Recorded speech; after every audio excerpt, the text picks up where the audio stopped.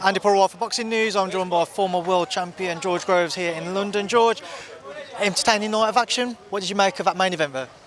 Yeah, I thought Fraser, he's done well enough, but a lot to learn, lot to improve upon. And I'm sure he won't mind people saying that about him. There's stuff he needs to improve upon. So he stepped up in terms of his opposition tonight, and it was hot in there. Like we know that everyone said it was hot in there tonight.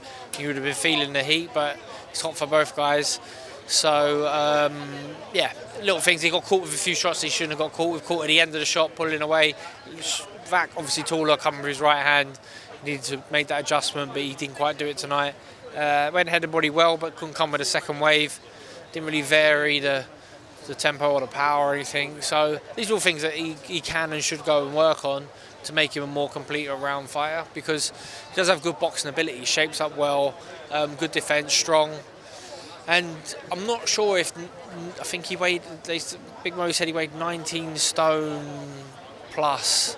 I don't know if he needs to be that heavy. He might be suited to be just shy of 18 and a half. Might work better for him. So yeah, maybe that's an option. Obviously on the back of a fallout from all of the Fabio Wardley fight talk and going into this, they said that they needed him to get the rounds. How valuable will they have been for him tonight? For Fraser? Yeah. I mean, any experience is valuable at this stage of his career. They keep talking. The reason the fight couldn't happen was because he hadn't done a 12-round fight or something. I don't really think it's that. I think he just needs to get experience. So this was a good fight for him. Against a guy who made it awkward at times, and he got the job done. He would have learned a lot, and he made some mistakes that he can go back and look back on and try and improve upon and correct. So that's valuable experience. It doesn't matter whether it was a 6, 8, 10, 12, 15 rounds, whatever. Conditioning, sure, the conditioning just comes with training, but the ability to navigate for yourself for a fight with a guy in front of you who's with a wily old dog, then that's what it's about. Just want to keep it with the heavyweight division. A lot of talk about Joshua-Whyte too will take place next. The correct move for either fighter? Yeah, sure. I mean, it could be a good fight, a big fight. If it's in the UK, it's a good fight. I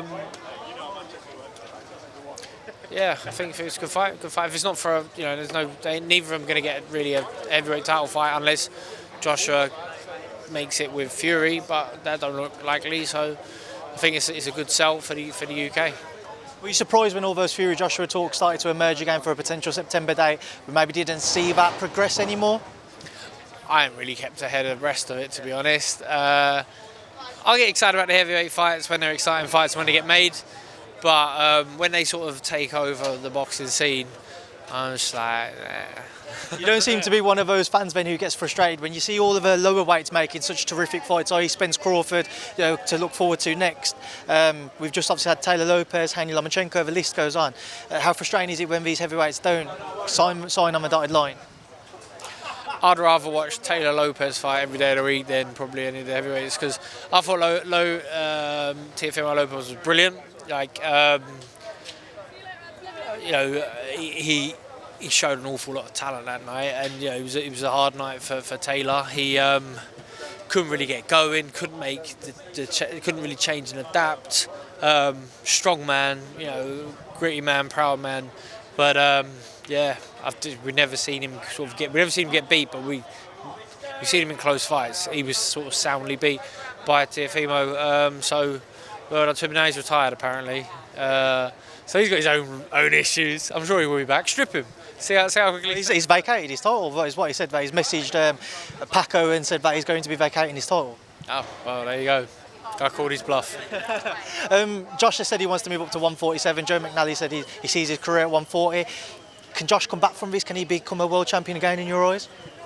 I mean, 147 would be a tough ask because it's an elite division, isn't it? You look at the guys up there, so they're mega names. So even with the likes of Ennis and Ortiz coming through, they're not even champions yet. Has he got to fight one of them to get a shot at Spence-Crawford? Some of the other guys, I don't know. But